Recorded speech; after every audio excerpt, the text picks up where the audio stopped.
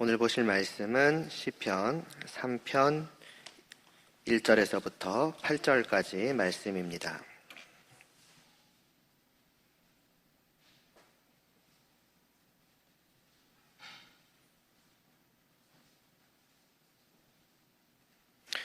시편 3편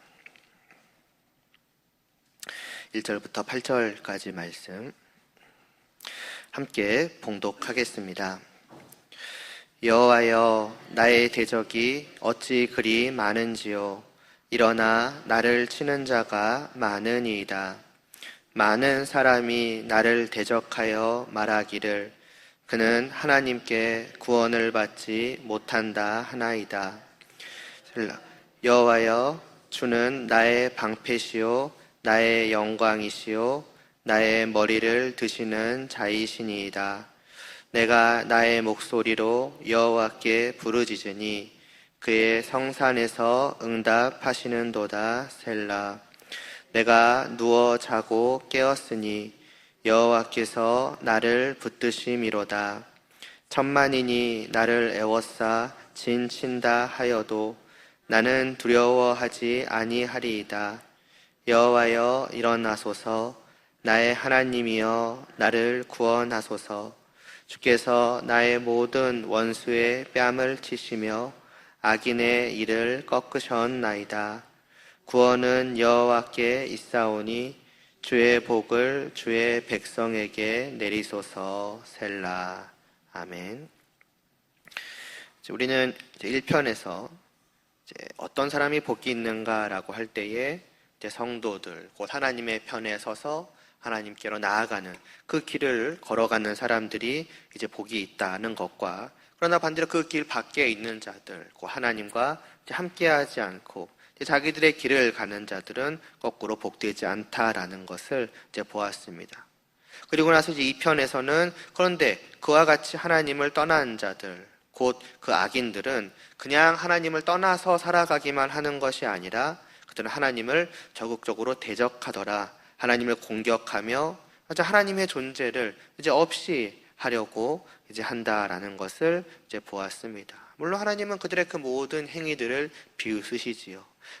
어떻게 보면 손짓 하나로 그들을 다 휩쓸어 없애버리실 수 있으시지요.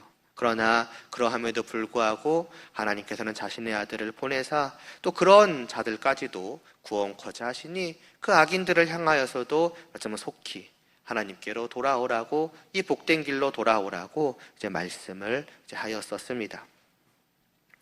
이제 그런 1, 2편에 이어지는 이제 오늘 이제 3편의 이 말씀은 이제 그렇게 하나님을 대적하는 악인들이 다만 하나님을 대적하는 것만이 아니라는 것을 보게 됩니다. 그들은 하나님의 편에 있는 사람들, 그러니까 1편에서 말하는 그 하나님을 믿고 하나님과 함께 하는 것을 즐거워하는 성도들을 대적하기도 한다라고, 꼭 핍박한다라고도 말씀을 합니다. 그러니까 우리가 앞에서 보았던 그 하나님을 대적하는 사람들의 모습은 동시에 하나님의 나라를 공격하고 그 나라 안에서 하나님과 함께 복되게 살아가고 있는 성도들을 이제 공격하는 모습이기도 하다는 것입니다. 그래서 1편에서 이제 복이 있다라고 하였던 이 성도들은 사실은 늘 행복한 일만 있는 것은 아니라는 것이죠.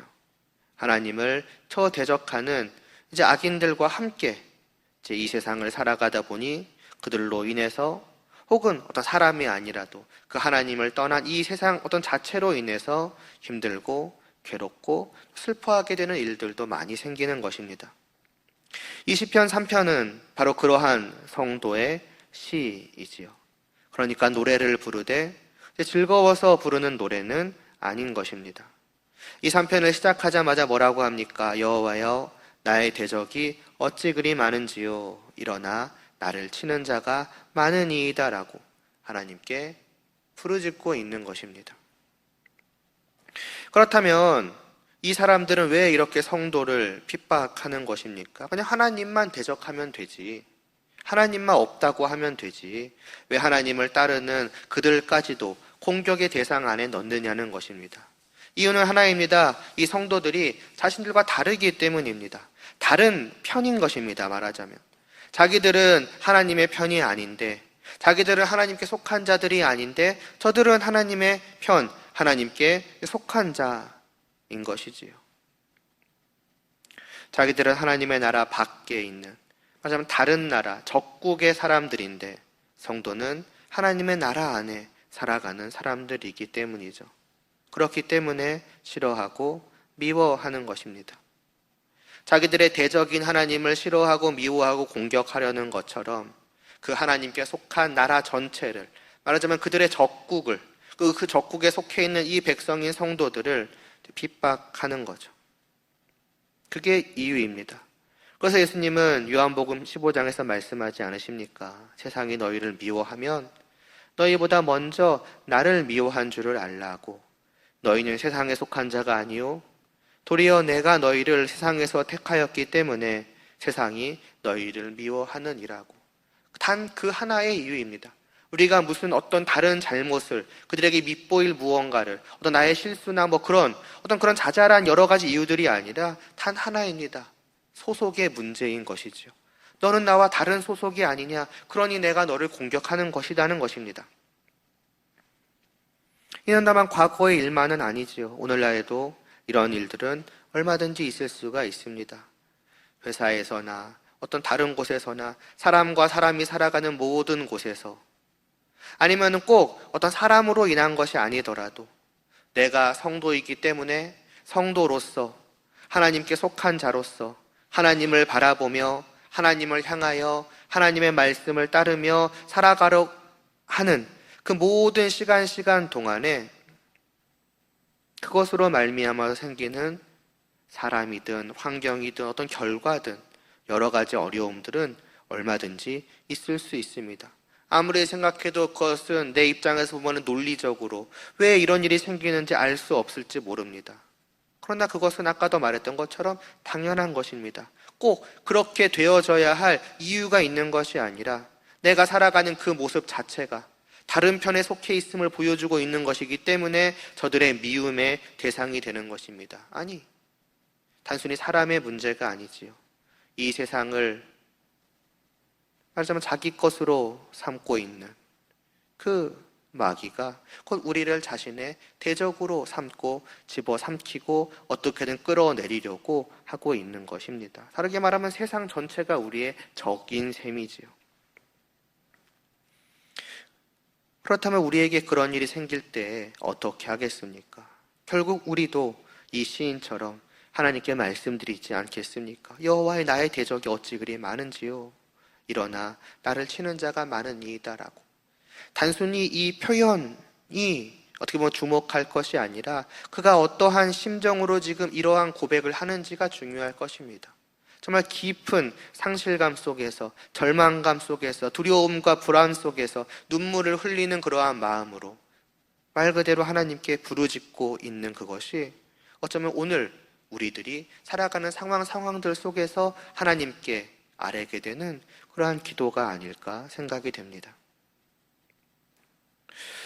분명히 1편을 볼 때는 하나님을 믿는 성도는 복이 있다고, 정말로 행복하다고 말씀을 했는데 그 행복하다는 성도의 삶에는 이런 일이 있는 것이죠. 어쩌면 이런 일이 훨씬 더 많이 있을지도 모릅니다. 그런데 심지어는 그러한 성도를 더욱 힘들게 하는 일이 있으니 2절에서는 뭐라고 말씀을 합니까? 많은 사람이 나를 대적하여 말하기를 그는 하나님께 구원을 받지 못한다라고 합니다. 이거는 적들이 시인에게 하는 말이지요. 하나님이 정말로 계시다면은, 그리고 그 하나님이 정말로 성도들과 함께 하신다면은 이런 일은 없어야 하는 거 아닐까요? 하나님이 정말로 온 세상을 창조하시고 다스리시는 창조주요, 왕이요, 주인이시라면은 이런 일들은 다 막아주셔야 하는 것 아니겠습니까?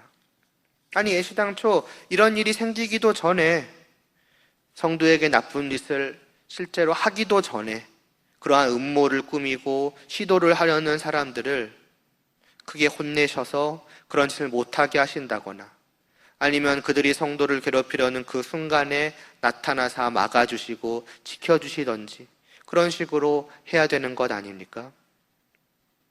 설령 하나님과 그 나라와 그 백성들을 이 대적들이 공격한다고 할지라도 마치 굳건한 성벽이 어떤 칼이나 창, 어떤 그런 정도의 공격이 아무렇지 않은 것처럼 말 그대로 하나님의 나라도 그 안에 있는 백성들도 그러해야 하는 것 아니냐는 것입니다. 하나님이 정말로 계시다면 말이지요.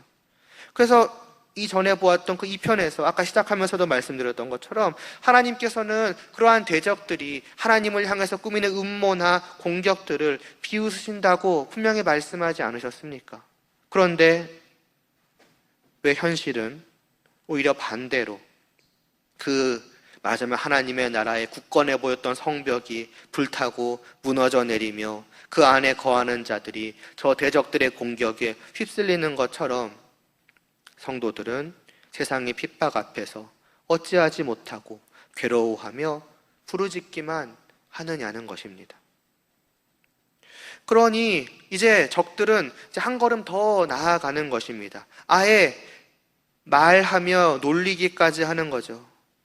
하나님이 계신다며, 너는 하나님과 함께 한다며, 하나님께서 너와 함께 해주신다며, 그 하나님은 지금 어디 있는데? 왜 너를 안 지켜주시는데? 하나님이 너를 버리셨나? 아니면 하나님이 안 계시냐? 아니면은 하나님이 무능력하시냐? 그런 식으로 말입니다. 예를 들어서 우리에게 어떠한 안 좋은 일이 생겼을 때 꼭 이런 식으로 비웃는 것은 아닐지라도 지나가다가 한두 마디 그런 이야기들을 얼마든지 던질 수 있지 않겠습니까? 야, 너 하나님을 믿는 사람이라면서 왜 너한테 그런 일이 생기는 거야? 라고. 하나님이 창조주 아니었어? 하나님이 이 세상을 만드시고 다스리시는 분 아니었어? 그럼 오히려 그런 상황들이 오더라도 너를 지켜주셔야 되는 것 아니야? 너를 피해가게 하셔야 되는 거 아니야? 이런 식으로 말입니다. 이렇게 어찌 보면 놀리는, 조롱하는 그 저들의 말이 성도를 더욱더 힘들게 만드는 것이지요. 어쩌면 잠시 순간적으로 정말로 하나님께서 나를 버리셨나? 또 나와 함께하지 않으시나? 나를 지켜주지 않으시나? 라고 생각할 수도 있겠고, 그래서 더 괴로워하게 될지도 모르겠습니다. 왜냐하면 나는 그만큼 하나님을 신뢰하고 하나님을 사랑하며 하나님과 함께하는 것을 좋아하는데, 지금 내가 처해 있는 상황이나 또 저들이 나에게 하는 말이나 그것들이 마치 콕콕 찌르는 것처럼 정말로 그렇지 않은가라는 생각까지도 들게 만드니 얼마나 그것이 괴롭고 슬픈 일이겠습니까? 그렇기 때문에 더더욱 울면서 하나님을 찾는 것입니다. 저들이 나를 공격하는 거 하나님 보지 않으십니까? 근데 거기에 더해서 심지어 저들은 이렇게까지 나를 조롱하기까지 합니다라고 조금 비통한 심정으로 부르짖는 것입니다. 이렇게만 보면 도대체 왜 1편에서 성도가 복이 있다라고 노래하는지, 왜 하나님을 믿고 하나님과 함께하는 그 사람들이 행복하다라고 하는지 잘 모르겠습니다. 오히려 성도가 되는 것이 더 안 좋아 보이기도 합니다. 차라리 하나님을 믿지 않고 하나님과 함께하지 않았다면 저 사람들이, 저 세상이 나를 대적하고 괴롭게 하고 힘들게 하고 슬프게 만들지 않았을 것이며, 오히려 저들과 또 저 세상과 같은 편에 서서 함께 사이좋게 잘 지내며 행복하게 살 수 있지 않았겠습니까? 그러나 아직 시인의 이 노래는 끝나지 않았습니다. 이렇게 슬퍼하고 괴로워하며 하나님께 부르짖었던 이 시인이 이어 3절에서 무엇라고 말씀합니까? 여호와여, 주는 나의 방패시요 나의 영광이시요 나의 머리를 드시는 자니이다 라고 합니다. 이 앞에까지의 그 대적과 성도의 모습은 마치 뭐라고 할 수 있을까요? 성도를 괴롭히는 적들은 정말로 맞으면 크고 빛나며, 나는 그 앞에 정말 항거할 수 없는 적 앞에서 그저 벌벌 떨면서 엎드러져 쓰러져 있는, 말하자면 아무것도 못하고 불쌍하게 무릎을 꿇고 눈물을 흘리며 그냥 고개를 땅에 박고 있는 그런 모습과도 같다고 할 수 있을 것입니다. 그래서 성도는 하나님께 울부짖고 있는 것이었죠. 그런데 이 3절에 들어와서는 분위기가 정반대로 바뀌게 됩니다. 이 3절 말씀에서 시인이 슬퍼하는 것 같아 보입니까? 울고 있는 것 같아 보이고 괴로워하고 있는 것 같아 보입니까? 그러한 기색은 갑자기 순식간에 싹 사라져 있는 것을 우리는 느낄 수가 있습니다. 지금 그는 눈물을 그친 것 같아 보입니다. 갑자기 용기를 얻은 것 같고 심지어는 편안해 보이기까지 합니다. 마치 누군가 그를 찾아와서 이제 괜찮다라고 내가 다 해결해 주겠다고 한 것처럼 말입니다. 그리고 그것이 단순히 그냥 말뿐인 것이 아니라 정말로 그가 시인의 슬픔과 아픔과 괴로움을, 이 모든 상황을 해결해 줄 수 있는 그런 놀라운 분이신 것처럼, 그 분을 뵌 것처럼 시인은 눈물을 그치고 고백하고 있는 것으로 보입니다. 어떻게 이럴 수 있을까요?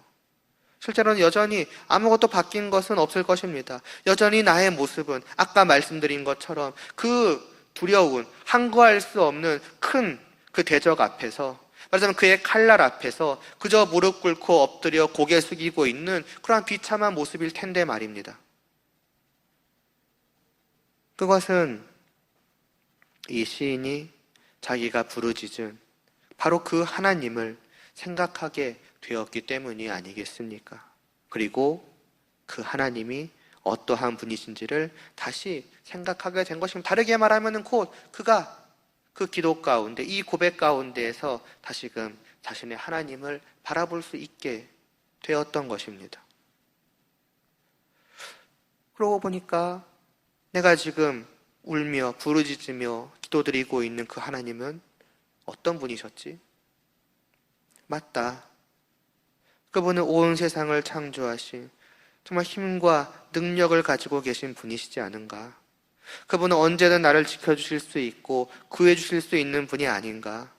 저들이 아무리 무섭게 나를 공격하고 괴롭힐지라도 그 하나님께서 오시면은 다 끝나는 문제이지 않을까? 저들은 하나님 앞에서 아무것도 하지 못하지 않을까? 그 시편 2편의 고백처럼 저들의 그 어떠한 무서운 공격일지라도, 음모일지라도, 어떠한 시도일지라도 하나님은 그저 비웃을 뿐이시지 않으신가? 그분이 바로 하나님이 아니신가? 라는 것을 생각해낸 것이지요. 그것을 생각하니 울음을 그치고 용기를 내고 일어설 수 있는 것입니다. 마음이 편안해지는 것이지요. 그런 자신의 마음을 노래하는 것입니다. 맞다. 하나님은 나의 방패이시지 않는가? 하나님은 나를 지켜주실 것이고 하나님께서 나를 지켜주신다면은 저 대적들은 절대로 나를 괴롭힐 수가 없다. 또 맞다. 하나님은 나의 영광이시다. 빛이시다. 지금은 내가 정말 저들로 말미암아 어둠 가운데 있는 것처럼 보일지라도 하나님이 내게 오시면 그 영광의 빛이 나를 감싸면 나의 모든 어두움은 순식간에 사라져 갈 것이고 나의 몸도 마음도 눈부시게 빛나지 않겠는가? 그리고 맞다. 하나님은 나의 머리를 들어주실 것이다. 지금은 내가 저들로 말미암아서 정말 무릎을 꿇고 고개를 땅에 푹 숙이고 울고 있지만 하나님께서 나를 찾아오셔서 그 나의 머리를 들어 세워주시지 않으시겠는가? 그때의 적들은 오히려 아까까지 내가 그랬던 것처럼, 내가 저들 앞에 무릎을 꿇고 고개를 숙이고 있었던 것처럼 이제는 저들이 하나님 앞에 고개를 숙이게 될 것이고 아무 말도 못하게 되지 않겠느냐? 왜냐하면 나의 하나님은 너무나도 놀라운 분이시니까. 그런 마음이 지금 이 3절의 고백 속에 나타나고 있는 것입니다. 그렇지 않겠습니까? 분명히 하나님은 그런 분이십니다. 이 시인이 노래하는 그대로의 분이십니다. 이 세상을 전부를 창조하시고 다스리시는 그 하나님이 나타나신다면은 누가 내 두려움의 대상이 되겠습니까? 아무리 많은 사람들이 1절에서 말했던 것처럼 나의 대적이 어찌 그리 많은지요라고 하였던 것처럼 정말 수많은 대적들이 내 앞에 나를 공격하러 다가올지라도 그것은 더 이상 두려움이 되지 않을 것입니다. 하나님의 정말 그 무서운 단 한마디는 순식간에 그 모든 사람들을 조용하게 만들 것이고 도망가게 만들 것입니다. 그러나 과연 하나님께서 그렇게 해주실까요? 말하자면 정말 하나님은 내게 와주시고 저 사람들로부터 나를 지켜주시고 말하자면 저들을 그렇게 그냥 쉽게 혼내주실까요? 이어지는 4절 말씀입니다. 내가 나의 목소리로 여호와께 부르짖으니 그의 성산에서 응답하시는도다고요. 자기 자녀가 울며 찾을 때 대답하지 않을 부모님은 없을 것입니다. 마찬가지로 자기의 사랑하는 백성들이 울부짖을 때 그 부르짖음을 무시할 왕은 없으실 것입니다. 물론 인간 왕은 온 세상 모든 것에 그 시선이 미치지 않으며 관심도 부족하고 사랑도 부족할지 모릅니다. 그러나 하나님은 그 넘치는 사랑과 능력으로 언제나 그 백성들을 바라보고 계시는 분이십니다. 시편 몇 편인지는 제가 잊어버렸습니다만은 다윗의 그러한 고백이 있지 않습니까? 내가 어디를 가든 하나님께서는 어디에나 계시며 날 바라보고 계시더라고. 내가 눕는 것도 일어서는 것도 내가 바다 끝까지 갈지라도 어디를 갈지라도 하나님은 늘 나와 함께 하시며 나를 바라보고 계시노라고. 그것이 그 백성을 향한 하나님의 모습이요 마음이신 것입니다. 시인과 하나님은 남이 아닙니다. 이 세상에서 가장 특별하고 가까운 관계를 하나님께서 맺어주신 사람입니다. 그만큼 하나님은 성도들을 사랑하시는 것입니다. 내가 너를 너무나도 사랑하기 때문에 나는 늘 너와 함께하기를 원하며 그러니 나와 언약을 맺고 나와 영원히 함께하자라고 말씀하여 주신 분이, 그것도 먼저 말씀하여 주신 분이 하나님이십니다. 이 시인은 하나님께 부르짖는 가운데 그 사실을 또한 다시 한번 생각하게 된 것 아니겠습니까? 그러고 보니까 내가 지금 울며 기도드리고 있는 이 하나님은 어떠한 분이신가? 맞다, 그분은 나의 하나님이시다. 나를 부르셔서 늘 함께 하실 만큼 나를 사랑하시는 분이시다라고. 그렇다면 이 하나님께서 나를 그대로 두실 리가 없지 않겠는가? 내가 이렇게 울며 하나님을 부르짖을 때 못 들으신 척 하실 리가 없지 않는가? 나의 하나님은 분명히 나의 부르짖음을 들으시고 나에게 와 주실 거야 라는 그런 확신이 이 시인에게는 생긴 것이지요. 아이가 울며 부모님을 찾을 때 당장 그 부모님이 내 눈앞에 나타나지 않는다고 할지라도 아이는 그 부모님을 생각하면 울던 것을 멈출 수 있을 것입니다. 왜냐하면 나의 부모님이 나를 얼마나 사랑하시는지를 잘 알기 때문이지요. 내 부르짖음에 반드시 응답하시며 하던 일도 다 내팽겨치고 기꺼이 달려와 나를 지켜주시고 나의 상처를 싸매주시고 나를 회복해 주실 것을 확신하기 때문입니다. 당장 그 부모님이 내 눈앞에 나타나지 않을지라도 이미 그 생각과 그 확신이 나의 모든 울음을 그치게 만들고 나로 용기 있게 일어날 수 있게 만들 것입니다. 마치 그러한 아이들처럼 시인은 그런 하나님을 노래하는 것입니다. 나의 하나님은 이런 분이시라고. 내가 부르짖을 때 그분은 반드시 응답해 주시는 분이시라고 말입니다. 이러고 나니 이제 시인은 어떻게 됩니까? 이어지는 5절의 말씀입니다. 내가 누워 자고 깨었으니 여호와께서 나를 붙드심이로다. 아까까지 시인은 말하자면 전혀 잠을 못 자고 있었던 것입니다. 잠이 오겠습니까? 어쩌면 벌써 며칠을 제대로 못 자고 있었을지도 모릅니다. 왜냐하면 수많은 적들이 끊임없이 자기를 공격해 오니까요. 추격해 오니까요. 죽이려고 하니까요. 불안해서 무서워서 잠을 잘 수가 없을 것이며 너무 피곤해서 눈이 감겨도 금방 눈이 떠지고 말겠지요. 좀 너무 괴롭고 힘드니까, 스트레스가 너무나도 심하니까 잠을 제대로 잘 수가 없는 것입니다. 잠을 자려고 눈을 감아도 오늘 하루 사람들이 나를 괴롭히고 힘들게 한 일들이 생각나고, 내일이 되면 또 그 사람들이 어떻게 나를 괴롭힐지 걱정이 돼서 잠이 안 오는 것이지요. 일상 속에서 당한 어떤 좌절과 상처가 끊임없이 내 안에서 또 내 머릿속에서 계속 되풀이되면서 잠을 제대로 못 자는 것입니다. 어찌 보면 그 다음 날을 맞이하기가 두려울지도 모르지요. 그런데 이제 시인은 어떻게 되었습니까? 눕고 나니까 자게 된 것입니다. 그리고 푹 자고 깨어 일어나게 된 것입니다. 뭡니까? 마음이 편안해진 것입니다. 걱정과 불안과 두려움과 무서움, 그 눈물이 말하자면 다 실제로 그 안에서 깨끗이 사라졌다는 것입니다. 이 시인의 머릿속에서, 마음속에서 말 그대로 깨끗이 씻겨 나아가게 된 것이지요. 이것은 우리가 앞에서 보았던 것처럼 시인이 마치 아이가 부모님을 생각하듯 하나님을 생각하고 그 하나님의 사랑과 능력을 다시 한번 바라보고 나니까 자연스럽게 편안해진 것이기도 할 것입니다. 그러나 무엇보다 시인이 이렇게 될 수 있었던 이유는 눈에 보이지 않으시는 하나님께서 그의 기도를 벌써 들어주셔서 그의 마음을 어루만져 주시고 그 마음에서 모든 걱정과 불안과 두려움과 무서움과 슬픔을 깨끗이 씻어주셨기 때문입니다. 단순히 어떤 심리적으로 안정이 채워진 것이 아니라 정말로 하나님의 손길이 그의 마음을 실제로 어루어 만져주신 결과라고 하는 것입니다. 시인은 분명하게 그렇다라고 노래하고 있습니다. 내가 왜 누웠고 잘 수 있었고 편안하게 깰 수 있었는가? 그것은 하나님께서, 여호와께서 나를 붙드셨기 때문이로다라고, 이는 시인 자신의 고백입니다.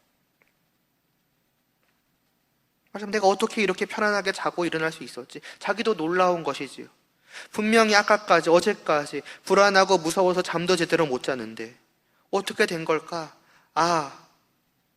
내가 하나님께 부르짖었더니 정말로 하나님께서 그 나의 부르짖음에 응답해 주셨구나.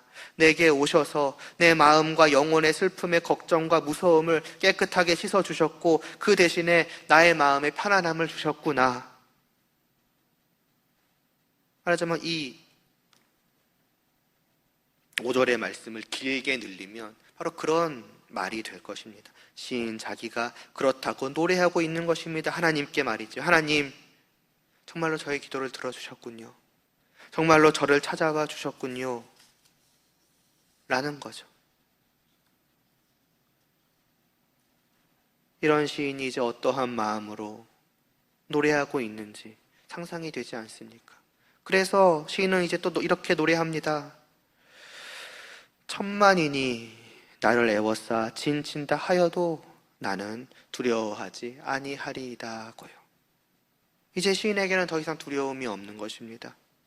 1000명, 10,000명, 그런 적들이 자기를 죽이려고 찾아와서 아예 도망갈 수 없게 둘러싸고 있어도 그는 더 이상 무서워하지 않는다라고 합니다. 사실 어떻게 그럴 수 있겠습니까? 1000명은커녕 100명, 아니면 10명의 사람들이 나를 괴롭히려고만 찾아와도 무서워 벌벌 떠는 게 일반적인 사람일 텐데요. 근데 그냥 괴롭히는 것도 아니고 실제로 이 다윗은 무기를 들고 와서 나를 죽이려고 하는 그런 상황에 있지 않습니까? 1000명, 10,000명, 어쩌면 그보다 더 될 수도 있습니다. 그런데도 두려워하지 않는다라고 합니다. 왜일까요? 갑자기 자기가 얼마나 강한지 알게 되어서입니까? 내가 강하니까, 힘도 세고 싸움도 잘하니까 몇 명이든 와보라는 그런 심정입니까? 그렇지 않죠. 그렇게 강하지 않습니다. 또 아무리 강해도 1000명, 10,000명을 이길 수는 없을 것입니다. 그러나 그는 그렇게 하실 수 있는 분을 아는 것입니다. 그들이 아무리 달려들어도 자기를 상처 하나 없이 지켜주실 하나님을 그는 아는 것입니다. 그는 이 1절부터 이어지는 기도와 그 기도 후에 그에게 생겨났던 하룻밤 사이의 변화를 통해서 하나님이 어떠한 분이신가를 다시 한번 알게 된 것입니다. 믿음으로 말하자면 하나님을 지금 다시금 바라볼 수 있게 된 것입니다. 그래서 하나님이 얼마나 굉장하신 분이며 하나님이 얼마나 자기를 사랑하시는 분인지를 지금 새삼 깨닫는 거죠. 그리고 지금 그 하나님이 자기를 붙들어주고 계시다라는 것, 곧 정말로 내 옆에서 나와 함께하고 계신다라는 것을 그는 느끼는 것입니다. 그러니 더 이상 두려워할 필요가 없는 것이지요. 내게 하나님이 계신다. 그러니 무엇이 두렵겠느냐? 그는 그냥 하는 소리가 아니라 정말 1000명, 10,000명의 사람들을 눈앞에 마치 두고서 실제로 그와 같이 말하고 있는 것입니다. 그래서 또 말하지요. 여호와여 일어나소서, 나의 하나님이여 나를 구원하소서. 주께서 나의 모든 원수의 뺨을 치시며 악인의 일을 꺾으셨나이다 라고. 1절과 2절에서 시인은 하나님을 찾았습니다. 그리고 지금 7절에서도 또 다시 하나님을 찾고 있죠. 그러나 달라진 것이 있습니다. 1절과 2절에서는 마지막 엉엉 울면서 하나님 어디 계시냐고, 나는 너무 좀 괴롭고 힘들다라고 하였다면, 이제 7절에서는 울음을 그치고 당당하게 자신감을 가지고 어찌 보면 웃으면서 하나님 빨리 오시라고, 나를 구해주시라고 하고 있는 것입니다. 만일에 적들이 지금 다윗의 눈앞에 있었다면 굉장히 이 모습을 이상하게 생각했을 것입니다. 분명히 아까까지는 엉엉 울던 사람이 갑자기 모든 울음을 그치고 환하게 웃으면서 하나님을 부르짖고 있으니까요. 아니, 하나님 부르짖는단 말은 좀 그렇죠. 하나님께 외치고 있으니까요. 적들은 어쩌면 이 시인이 어떤 너무 공포에 질려서 미쳐버린 것인가라는 생각을 할지도 모르겠습니다. 왜냐하면은 그들의 눈에는 하나님이 보이지 않으니까요.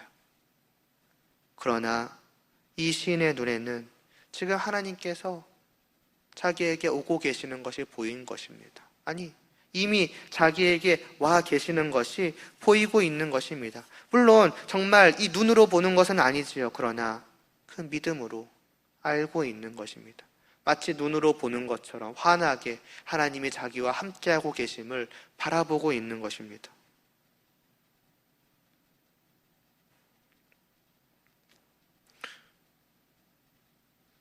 그러면서 시인은 또 이렇게도 말하는 거죠. 나의 모든 원수의 뺨을 치시며 악인의 일을 꺾으셨다라고.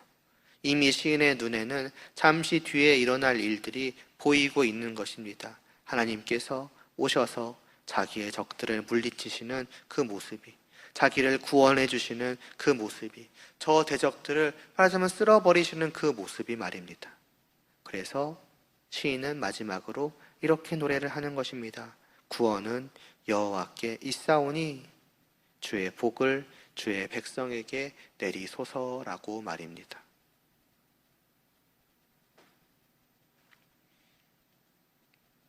자기에게 주어진, 이미 주어져 있는 것입니다. 나는 반드시 하나님의 구원을 받게 될 것이다. 내 눈앞에 하나님이 계시는데, 이미 그런 것입니다.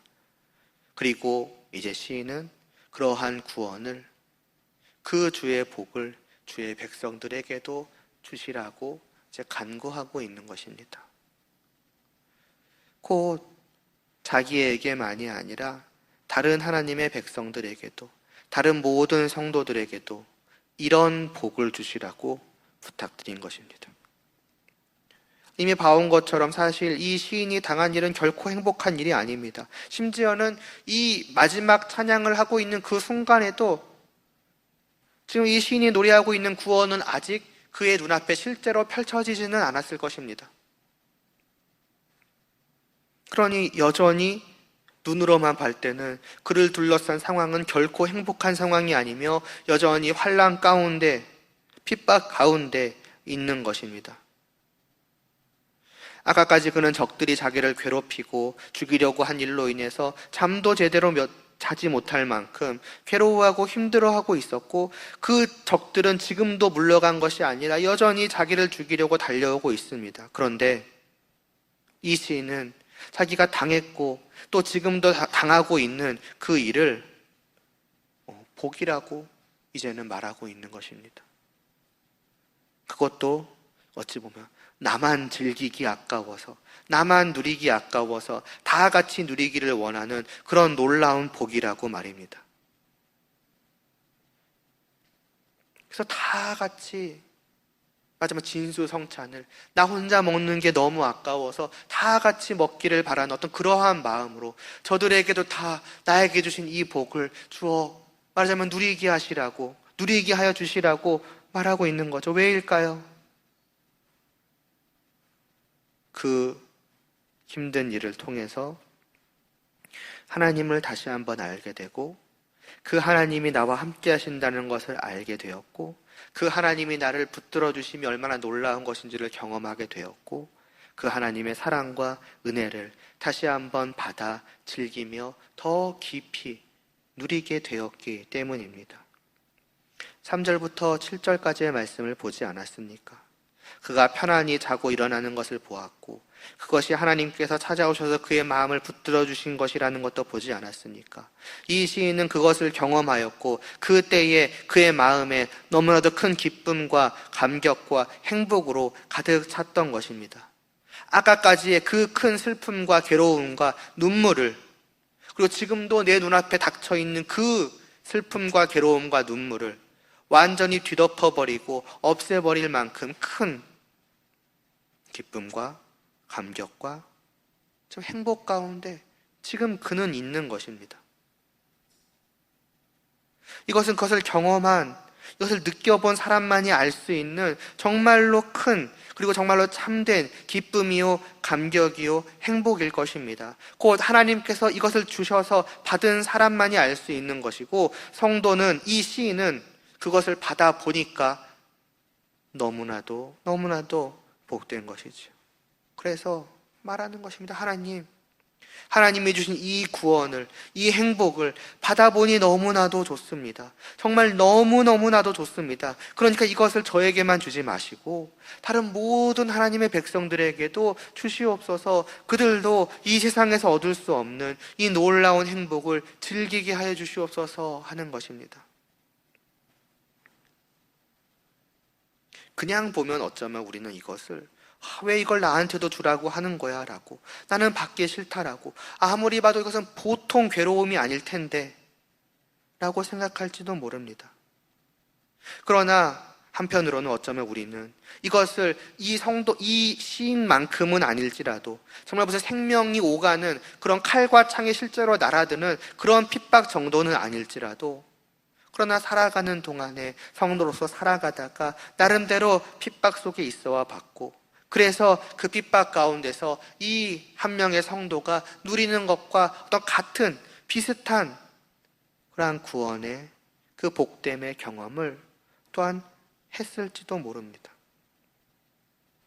그래서 한편으로는 이 시인의 심정에 깊이 공감할 수 있을지도 모릅니다. 물론 정말 힘들죠.